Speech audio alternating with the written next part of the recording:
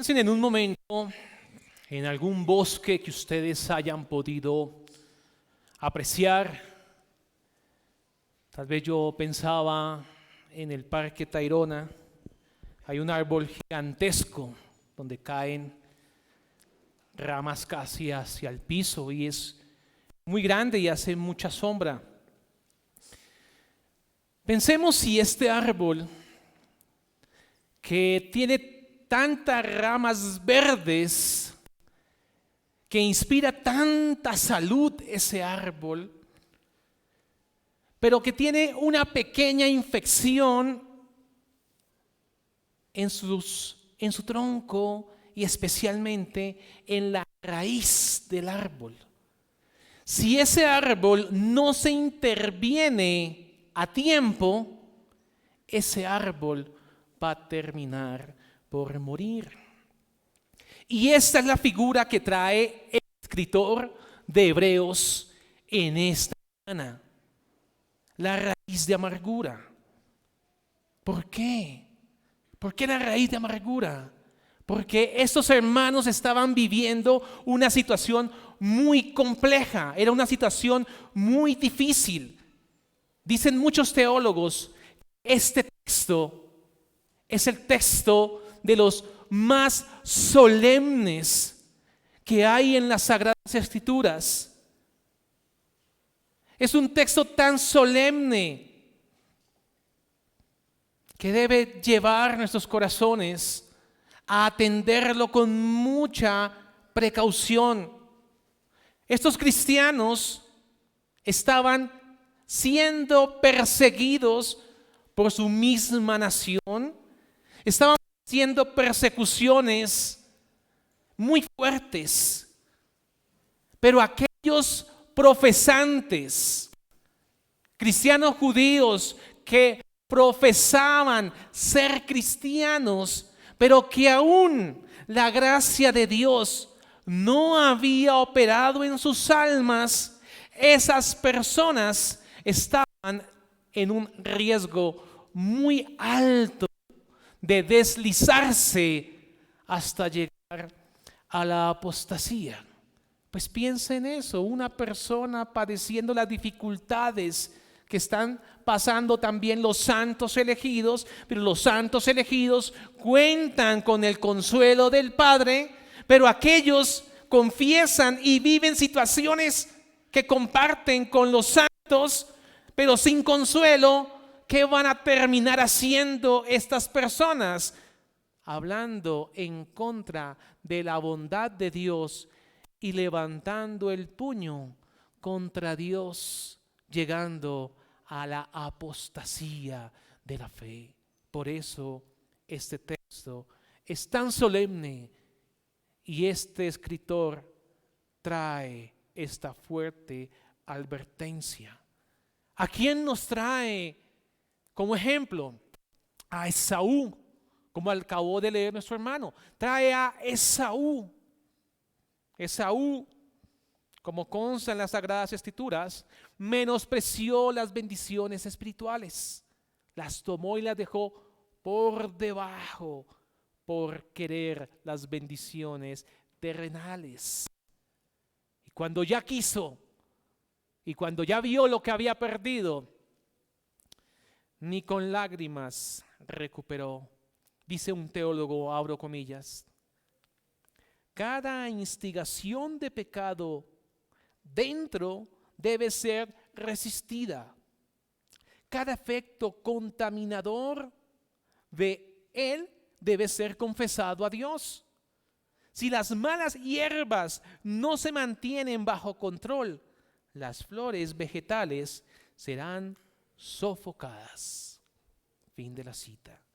El título que le he dado al sermón es: la santificación y vigilancia son esenciales para prevenir la apostasía en la iglesia. Lo repito, la santificación y vigilancia son esenciales para prevenir la apostasía en la iglesia. Vamos a verlo en 3 puntos. El primero, los creyentes debemos ser vigilantes, seguir la paz y la santidad.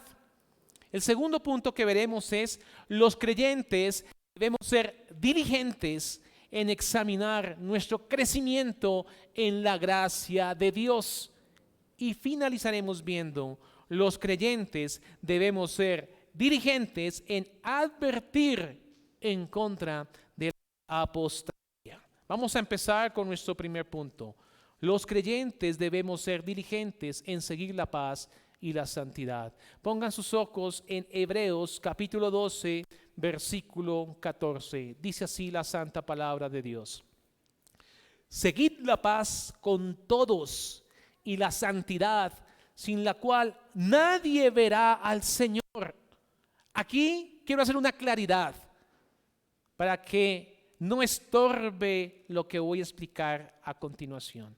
Aquí no está hablando el autor de la carta de Hebreos que para ver al Señor y para llegar a Dios, yo lo que debo hacer es estar en paz con todos y tratar de hacer las obras morales que más pueda hacer, vivir lo más santamente posible.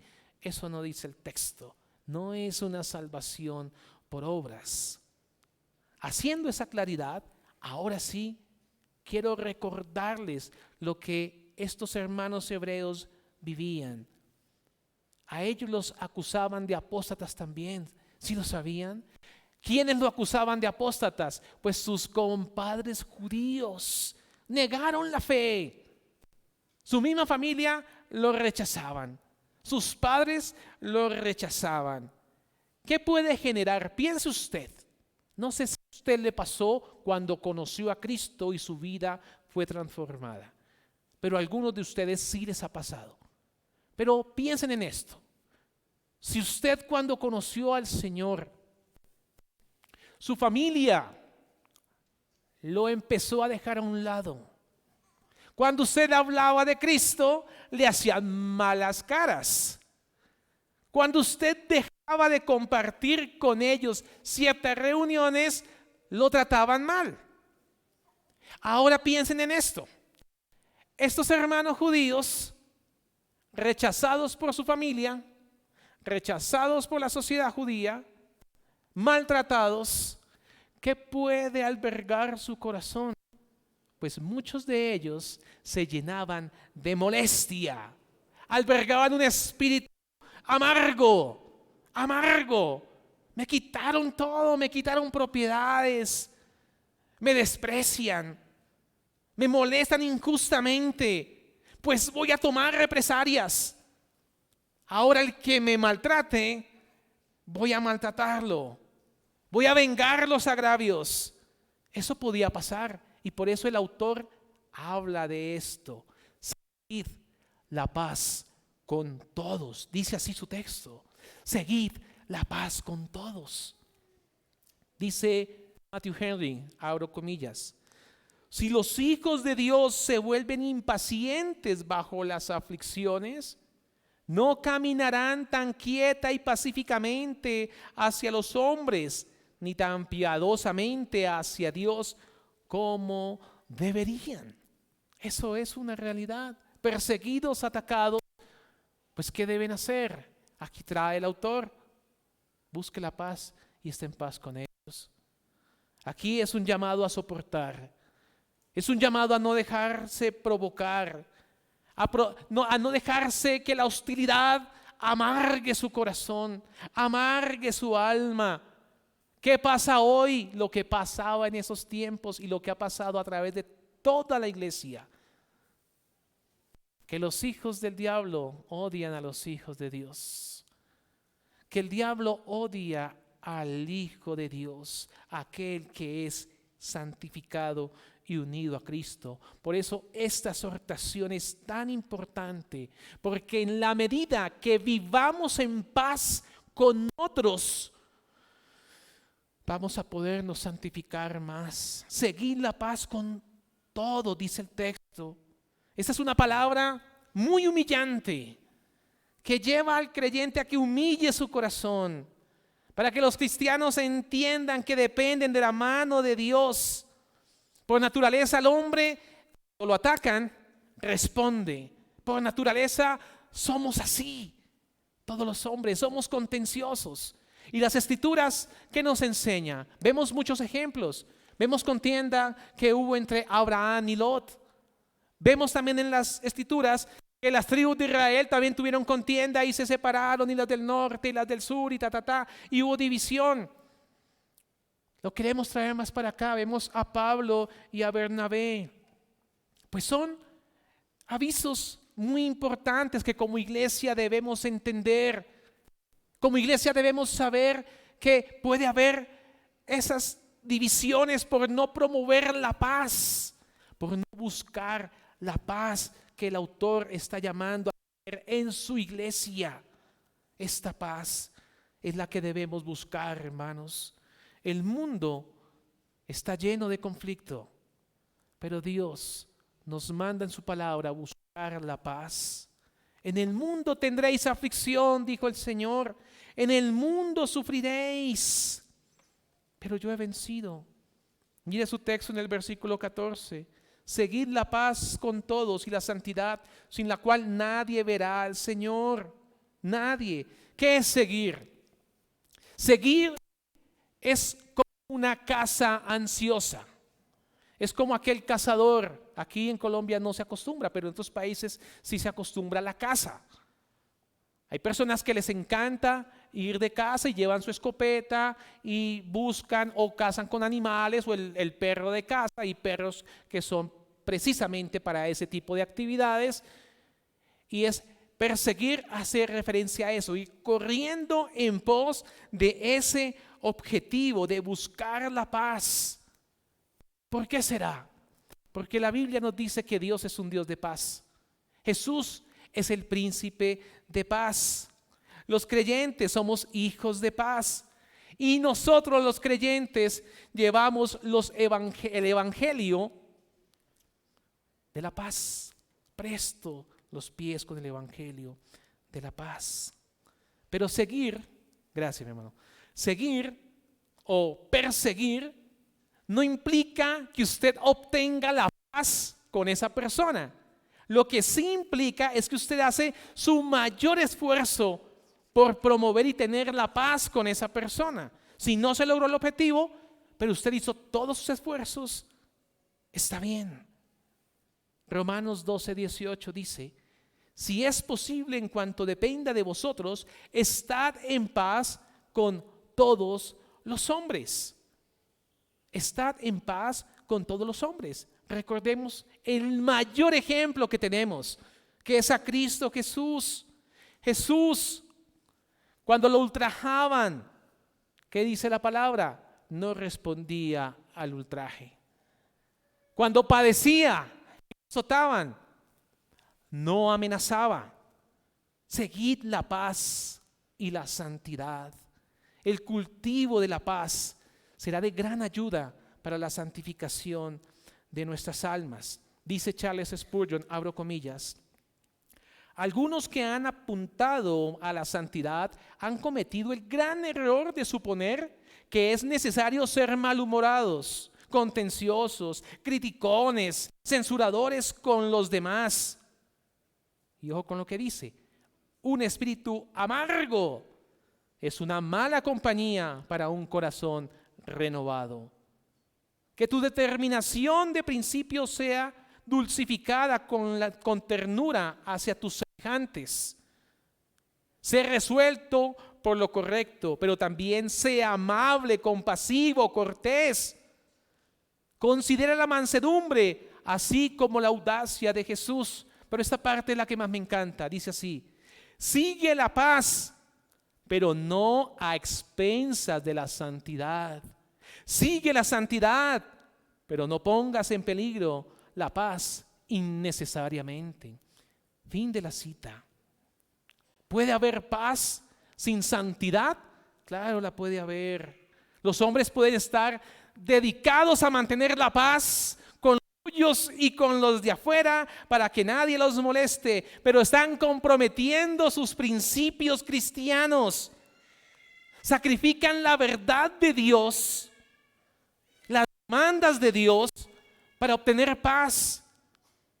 Pero ¿qué debemos hacer? La paz nunca debe buscarse a costa de la infidelidad a Cristo.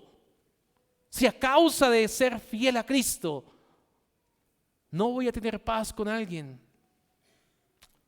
ni modos. Pero es importante perseguir la paz. Estamos llamados a perseguir la paz y a pagar un precio. El cristiano debe ser diligente en buscarla y en buscar también la santidad. El objetivo del creyente siempre será ser a la imagen de Cristo Jesús. Ahora habla de seguir la santidad, vea su texto. También habla de seguir la santidad, seguir la paz con todos y la santidad.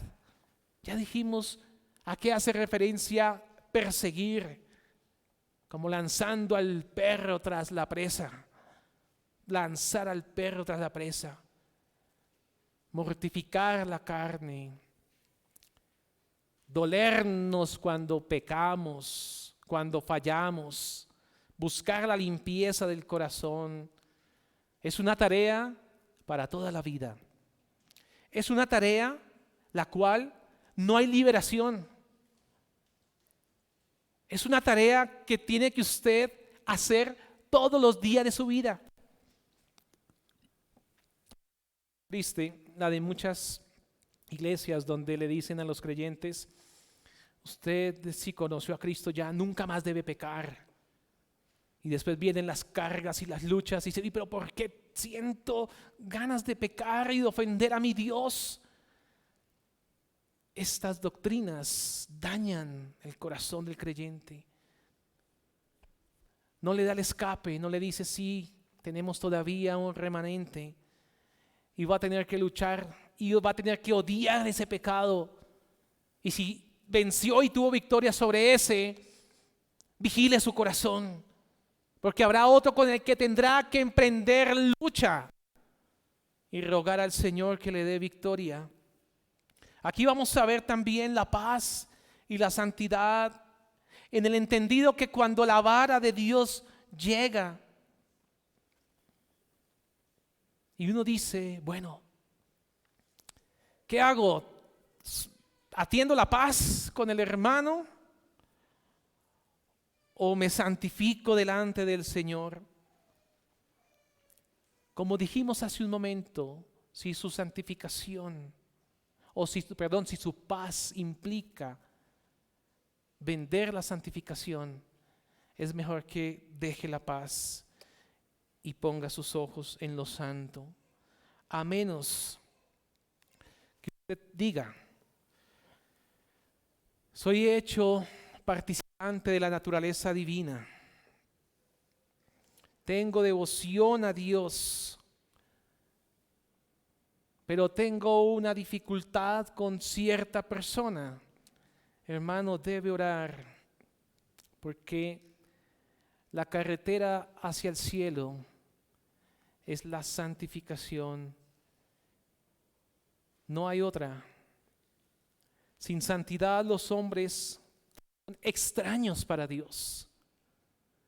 Si cuando hubo el tabernáculo aquí en la tierra, Dios prohibió que el que no era santo no podía entrar. Busque Ezequiel 44:9. Quiero que lo vea con sus propios ojos. Ezequiel 44, versículo 9. Sin santidad los hombres son extraños y jamás serán admitidos en comunión.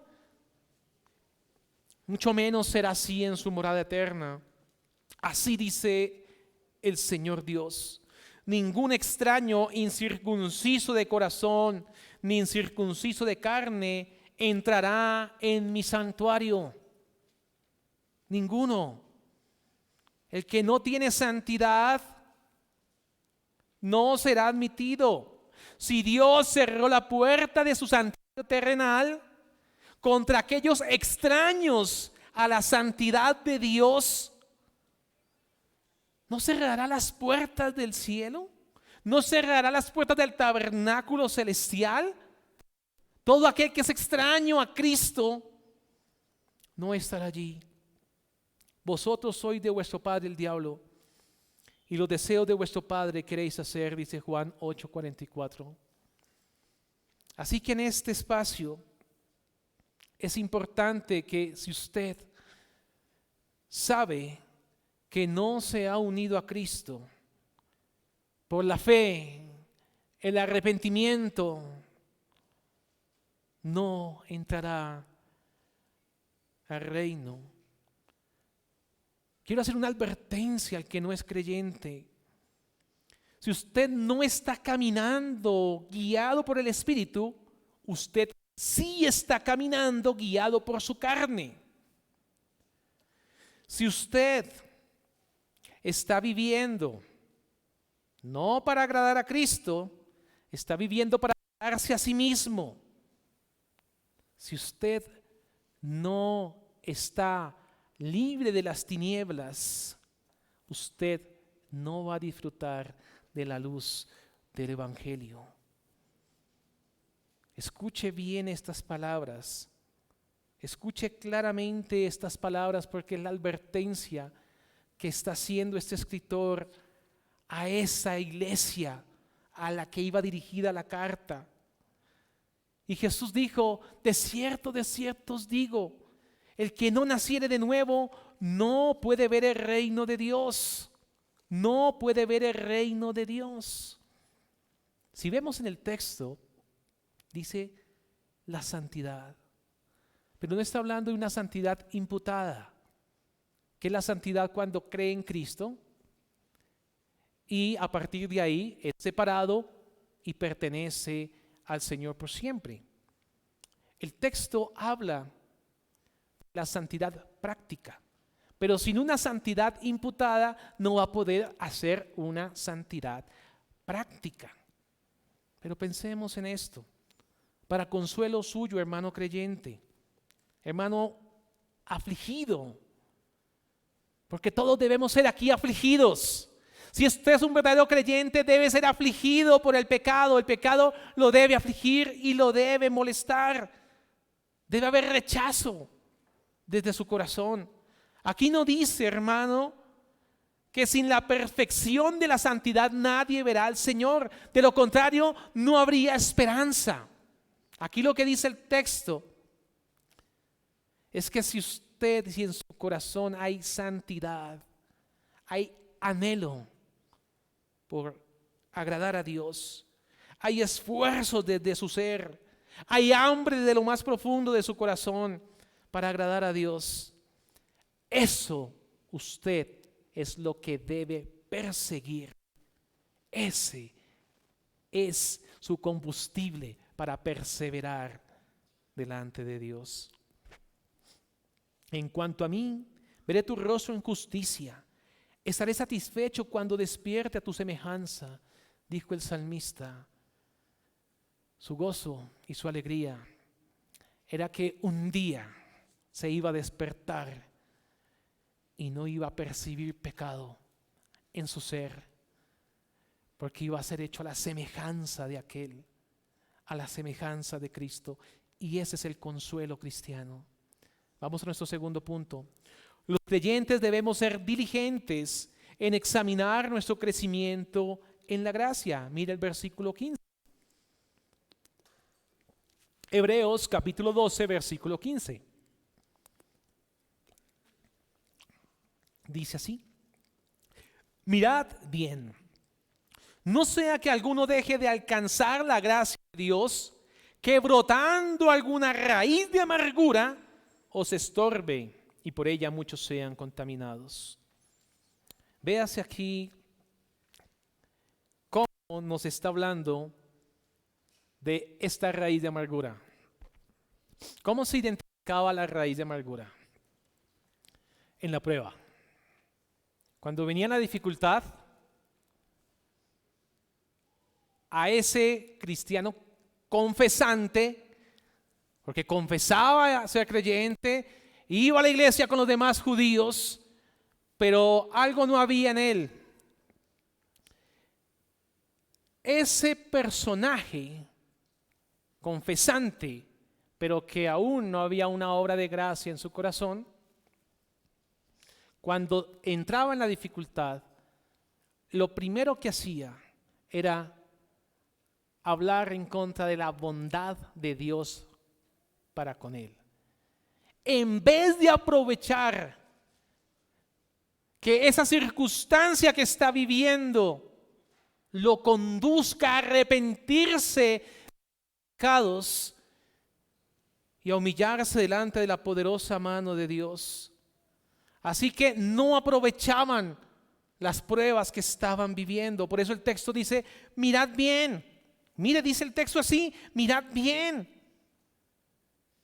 Al menos que ese cristiano confesante vea las pruebas como medio para humillarse delante de Dios y abrazar a Cristo, no sería provechosa su prueba. No sería provechosa. Y aquí el autor trae el ejemplo terrible de Esaú. Compara un apóstata de esa época en esa iglesia con un Esaú. Esaú pasó también por una prueba dolorosa. También se desalentó. También desmayó. Pero miremos el texto. Mirad bien, no sea que alguno deje de alcanzar la gracia de Dios. Esaú tuvo una tentación de vender su primogenitura y apostató. Esaú el apóstata está hablando acá. Fue ocasionado por el desmayo, por una situación que estaba viviendo que lo llevó a desmayar, lo llevó a que su cuerpo se decayera. Y dijo, te ruego que me des de comer de ese guiso rojo, porque estoy desfallecido. Esas fueron las palabras de él. Sabía que estaba desfallecido. Así que ahí es cuando hay que tener cuidado. Cuando estamos desanimados, cuando nuestra mente está abatida, cuando estamos desalentados del camino que estamos andando, cuando nos aplastan las pruebas. Es ahí cuando el diablo se aprovecha. Y dice un teólogo, Satanás nos insta a abandonar la lucha de la fe y a obtener el placer que podemos de la vida, al entregarnos a los deseos de la carne. Visto así, nuestro texto señala la fuente de la apostasía, caer de la gracia de Dios, la naturaleza del apóstata, una raíz de amargura brotando, y el resultado, la apostasía. Y luego muchos son contaminados. Fin de la cita. Mirad bien, dice el texto. Examine su corazón. Primero, examínelo. Esta autoexaminación debe ser solemne. Debe ser en un silencio profundo, pudiendo ver su corazón, porque sin la cual nadie verá a Dios. Nadie, dice el texto. Mirad bien, no sea que alguno deje de alcanzar la gracia de Dios, estaba queriendo decir. Mirad bien, porque puede ser alguno de ustedes. A eso se refiere el texto. Alguno de ustedes puede ser ese que está pasando por la dificultad y la prueba fuerte y reniega su corazón de la bondad de Dios. Tenga cuidado si su meditación o su reflexión es hablar en contra de la bondad de Dios. Ya explicamos en el sermón pasado que las pruebas de Dios y la disciplina de Dios nace del corazón amante del Padre con su Hijo. Permítame esta advertencia. El hecho de que nuestra diligencia y honestidad en la autoexaminación están determinadas en gran medida por el valor que usted le asigne a su alma. No sé usted cuánto aprecia su alma. Porque si no la aprecia, Esaú tampoco. Esaú tampoco apreciaba su alma. Mirad bien, dice el texto, mirad bien. El término griego hace referencia a vigilar, vigilar. Vigílese bien su corazón, vigílelo bien. Mírelo bien cómo está andando. Y luego que usted lo ha vigilado bien, vigile a los hermanos, su corazón, cómo andan en fe delante de Dios, si andan o no andan. Dice Spurgeon, hablando de este tema, abro comillas, en la iglesia de Dios, cada uno debe estar en su torre de vigilancia para sí mismo y para los demás. La primera persona que probablemente caiga en la iglesia soy yo mismo. Cada uno debería sentir eso. El comienzo de la vigilancia, por lo tanto, debería estar en casa. Este texto que estamos exponiendo en esta mañana es muy similar al de Hebreos 3, versículos 12 y 13. Busquen el texto, por favor, acompáñenme leyéndolo. Hebreos 3, versículos 12 y 13. Dice así el texto. Mirad, hermanos, que no haya en ninguno de vosotros corazón malo de incredulidad para apartarse del Dios vivo. Antes exhortaos los unos a los otros cada día, entre tanto que se dice hoy, para que ninguno de vosotros se endurezca por el engaño del pecado. En vigilar nuestros propios pasos. Es mi deber y privilegio también ayudar a que el hermano de la iglesia ande rectamente, para que ninguno, dice el texto, deje de alcanzar la gracia de Dios. Este es un texto que usan mucho los arminianos para decir que la salvación sí se pierde. Pero ese caer de la gracia no es tanto que se unió a Cristo y Cristo le abandonó. Eso sería una ofensa a Dios. Así no es. Ese caer hace referencia es a carecer. Carecía de la gracia de Dios en su corazón. Carecía que la gracia de Dios transforme su alma. Era falto, le faltaba, padecía la necesidad de esa operación de gracia en su corazón. Quedó corto de ella. Por la gracia. La gracia de Dios es ese favor inmerecido que Dios nos da a las criaturas que no merecemos nada y nos da bendiciones espirituales. Si vemos, el autor de Hebreo está advirtiendo fuertemente a la iglesia, a esos judíos cristianos, faltar de la gracia de Dios. No estaban satisfechos. No estaban satisfechos con lo que estaban o con lo que habían recibido de Dios. Y estos cristianos judíos habían entendido intelectualmente, tenían clara toda la estructura de lo que se había explicado, pero no había operado una gracia en su corazón. No había operado esa gracia y por eso el escritor habla a estos judíos, porque era un gran peligro amar ortodoxamente doctrinas teológicas sin un corazón transformado por la gracia de Dios. Fallaron en la gracia de Dios. Es como aquel que tiene su arco y lanza la flecha, pero la flecha casi que llega, pero no llega. O aquel vendedor, aquel comerciante que va con todo hacia su prospecto, intenta venderle, pero casi vende. Tristemente, era igual.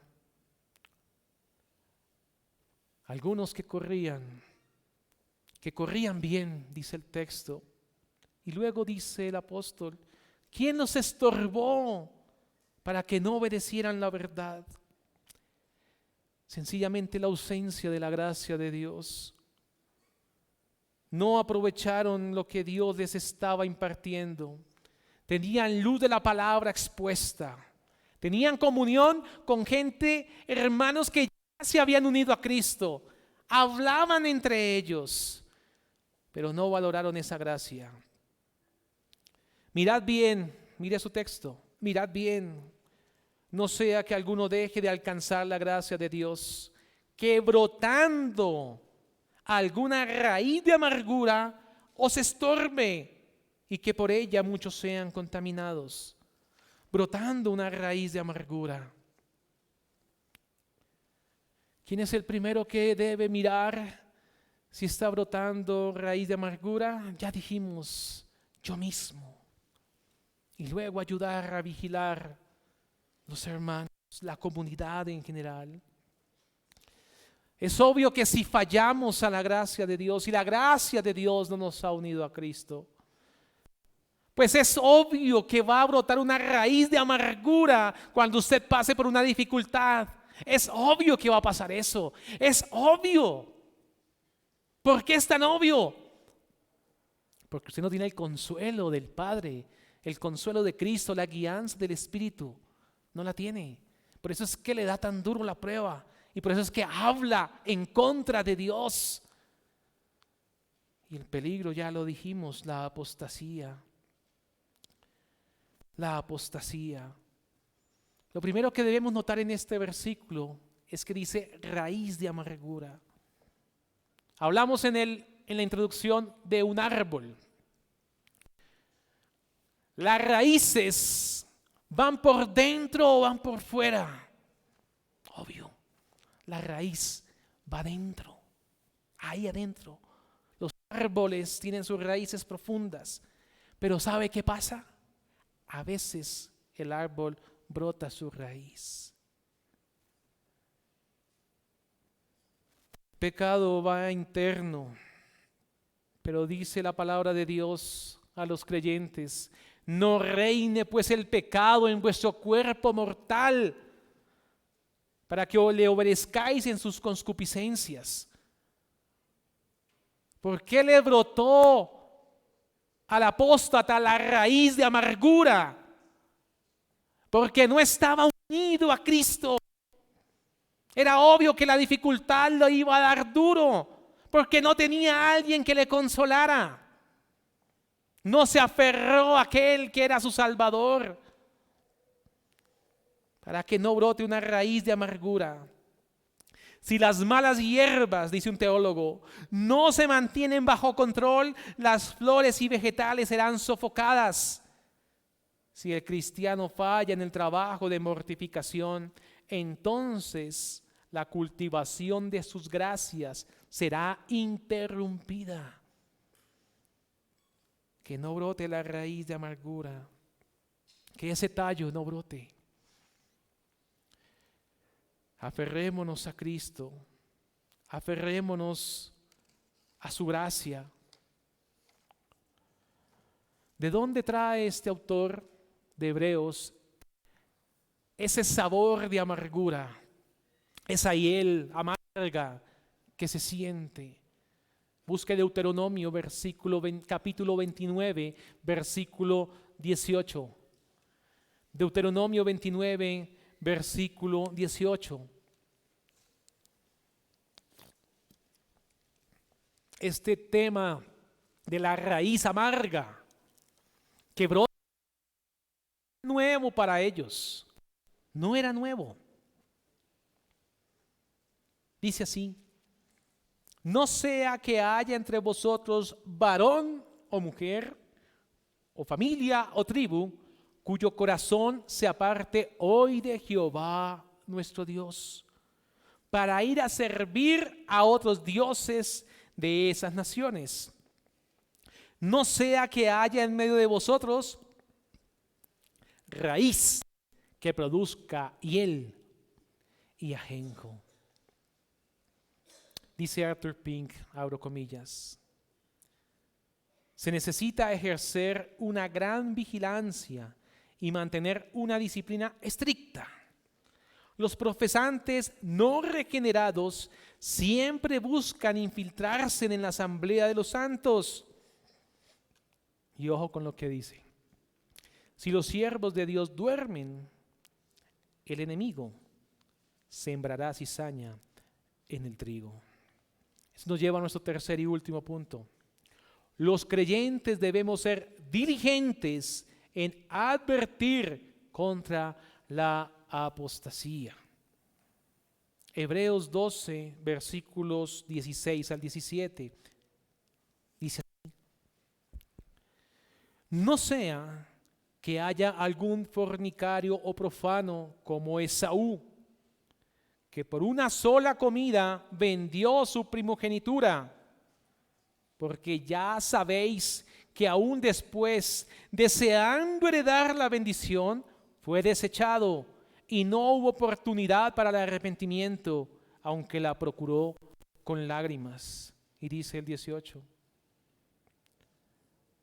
porque no os habéis acercado al monte que se podía palpar y que ardía en fuego, a la oscuridad, a las tinieblas y a la tempestad. Pero quedémonos en el 16 y 17. Este texto nos habla y nos hace mucha referencia cuando este escritor habló en el capítulo 6 y en el versículo 4 y del 4 al 6. Imposible renovarlos para arrepentimiento. Cuando esa persona profesante pasa por sus dificultades, levanta su mirada hacia Dios, levanta su puño, reniega, se aparta y sigue renegando en contra de Dios y empieza a torcer las escrituras y empieza a desviar o intentar desviar la congregación de los santos. El texto nos dice que debemos apartarlo. El texto nos hace una gran advertencia, una solemne advertencia. ¿Qué pasa cuando llega a ese estado? Dice el texto, es imposible renovarlos de nuevo para arrepentimiento. Es un juicio de Dios. Así que eso nos debe llevar a pensar y a meditar y a reflexionar que debemos tener cuidado con lo que pronunciamos en medio de la prueba, con lo que meditamos en medio de la prueba, en medio de la dificultad, que examinemos el corazón, que si vemos algo que no es correcto, humillémonos, lancémonos postrados delante de Dios, rogando su favor, rogando de su gracia. Vemos a través de la historia cómo han venido los apóstatas. El texto nos habla de Saúl, pero vemos también a Caín ensoberbeciéndose en contra de Dios porque miró con agrado la ofrenda de su hermano. Los israelitas en el desierto, ¿no fueron ellos? ¿No fueron ellos 40 años y no glorificaron ni dieron gracias a Dios por todas las bendiciones que recibían? Es duro. Algunos de vez en vez salen en distintas épocas. Eso nos debe llenar de temor. Y si usted tiene temor en su corazón por eso, hermano, usted es un hermano, porque le da miedo, le da pavor sentir eso. Si siente el temor en su alma por eso, es porque usted es un hermano de Cristo. Pertenece al Señor, porque el apóstata jamás se humilla delante de Cristo, sino demanda, es demandante. Hay que darle. Y discutir con un apóstata es perder el tiempo. No entienden las cosas que son espirituales. Ellos se burlan de Dios y es un peligro. Es un peligro.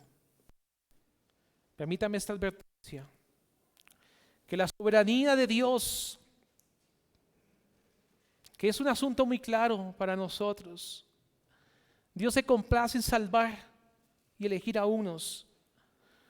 ¿Cómo es posible que Pablo, con tanta ofensa, tanta cosa que cometió, y Dios decidió salvar y mostrar su gracia?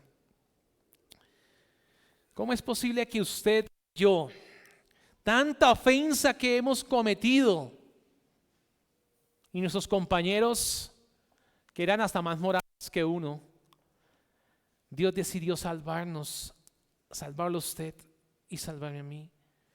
Es solo la soberanía de Dios. Pero ¿sabe algo, hermano y amigo? La línea que divide solamente la puede ver Dios. No sabemos en qué momento aquel no está. Y cuando damos vuelta, ya lo están enterrando. Ha muerto. Así que clame como Isaías dijo en su palabra: buscad al Señor mientras Él pueda ser hallado. Clame a Dios mientras Él puede ser hallado.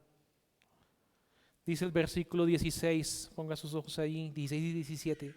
No sea que haya algún fornicario profano como Esaú, que por una sola comida vendió su primogenitura. Porque ya sabéis que aún después, deseando heredar la bendición, fue desechado y no hubo oportunidad para el arrepentimiento, aunque la procuró con lágrimas. Una gran advertencia. Esaú. El autor trajo aquí a este hombre y una advertencia para nosotros los creyentes, una advertencia para el interesante cristiano que no es creyente, que se arrepienta. Los síntomas de la apostasía ya lo dijimos. El síntoma de la apostasía es ese, el de Esaú, quien nació en un pueblo elegido por Dios, quien compartió con su pueblo y muchos de ellos salvados por la gracia de Dios, su padre que había recibido promesa, andando con ellos. Aquí hay muchos creyentes andando y sentándose al lado de ellos, con una educación piadosa, pero él cometió un pecado para el cual no hubo perdón. El texto nos habla de la fornicación y nos habla también de otro pecado, que es la profanación. El fornicario profano. Fornicario, ¿por qué lo trae? Porque rompió un pacto que había hecho. El énfasis no es porque Saúl cometió adulterio, no, ese no es el énfasis. El énfasis es porque Saúl rompió el pacto, quebró un pacto de las tablas de la ley y profanó, quebrantó la primera tabla contra Dios. Esaú trastornó su alma por su pecado, profanó. Esta palabra es muy importante, porque las cosas santas, ¿quién dice que algo es santo? Dios dice que algo es santo. Y las cosas que son santas se deben guardar en santidad y tener cuidado al expresarme, hablar de ellas. Y cuando hay profanación, cuando los hombres le quitan esa veneración a lo que Dios dijo que es santo y que es sagrado, y usarlo como si fuese algo común, algo corriente. Por eso es que no todos deben tomar la Santa Cena. ¿Qué pasa? ¿Qué pasa con aquel que menosprecia las cosas santas de Dios? Aquel que se burla de cantar himnos a Dios, se burla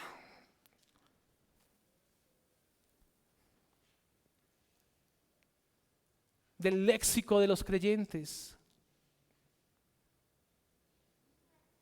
aquel que se burla de las cosas sagradas. Es que ni siquiera para la Santa Cena debe haber un comentario de chiste, porque son cosas sagradas que Dios ha establecido. Estar en este lugar hoy en su día sagrado. ¿Qué valor le está dando a las cosas que Dios dijo que son sagradas? Hay un peligro de no entenderlas. Y el peligro de no entender las cosas que son sagradas y no tratarlas como sagradas es que si es creyente puede ser gravemente reprendido por su padre. Y si no es creyente, pero asiste y es profesante, puede llegar a su apostasía final, despreciando lo sagrado, como le pasó a Esaú.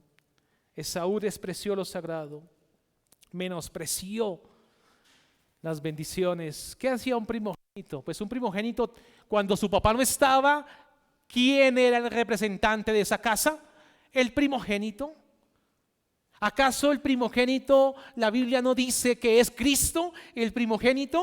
¿Y no representaba el primogénito de los patriarcas en alguna manera a Cristo? Despreció a Cristo. Despreció lo sagrado, vendió su primogenitura por una porción de bienes terrenales, despreció bienes celestiales y funciones sacerdotales que le correspondía al primogénito. Esto es una atrocidad.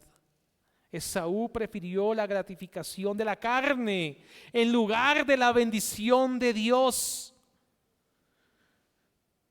Lamentablemente, esto seguirá de tanto en tanto sucediendo.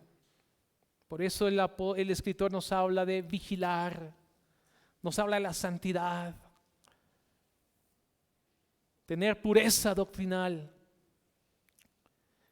perseverar en cuidarla, en valorarla, valorar lo santo. Es delicado el tema de la profanación de lo santo. Porque los que profanan son culpables de pisotear las perlas que Dios ha puesto, despreciar las escrituras, profanar el día de reposo, ultrajar los siervos de Dios, menospreciar o ridiculizar el evangelio, burlarse del estado futuro, son formas de profanar lo santo. Cuando usted se exprese de algo santo de Dios, hágalo con respeto. Y si usted oye que alguien lo habla sin respeto, tiene todo el derecho de ofenderse y de airarse, porque debemos airarnos y ofendernos con lo que Dios ha dicho que es sagrado. Debemos correr al lado opuesto de Esaú, porque él derramó sus lágrimas y no le sirvieron. ¿Por qué no le sirvieron? Porque su angustia de corazón no procedía porque había agravado y había ofendido a Dios. No procedía de ahí, de un corazón amargado porque Dios había sido ofendido.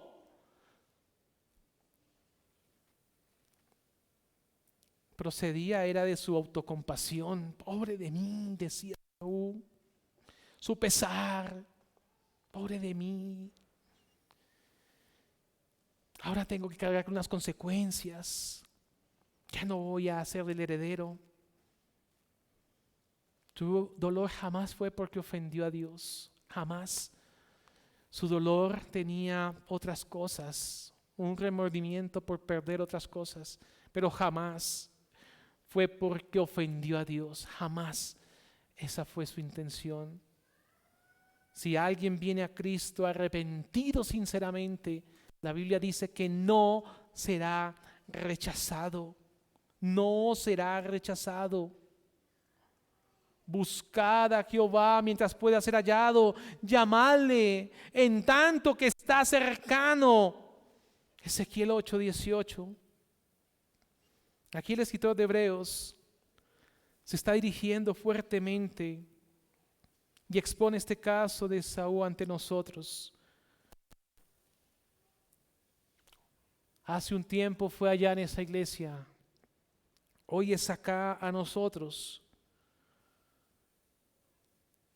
Así que debemos mirar los privilegios de los fieles.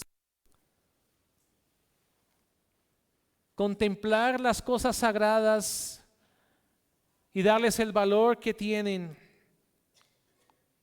Rechazar enfáticamente a aquel que no tiene por puro lo que Dios ha llamado puro.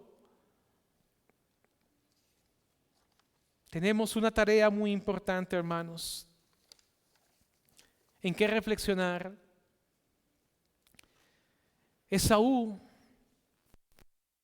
nos ofrece un claro ejemplo de lo que no debemos hacer, de lo que debemos huir. No hay excusa para que despreciemos los privilegios y las oportunidades que Dios nos da. Finalizo con esto. Amados hermanos, recuerden que aquel que comenzó la buena obra la perfeccionará hasta el día de Jesucristo. Aunque las pruebas y las dificultades sean grandes, aunque usted pase por dificultades complejas, el poder de Dios en su iglesia, en nosotros, es mayor. Descansemos en su gracia. Confiemos en Él. Solo Él nos puede sostener, guiándonos siempre a su divina voluntad. No estamos solos. Él es fiel y es la cabeza de la iglesia. Oremos. Padre Celestial, te damos gracias por tu santa, pura, inerrante palabra de Dios. Gracias, Señor, porque a través de ella tu iglesia es santificada. Gracias porque a través de ella tú llamas al arrepentimiento a tus elegidos.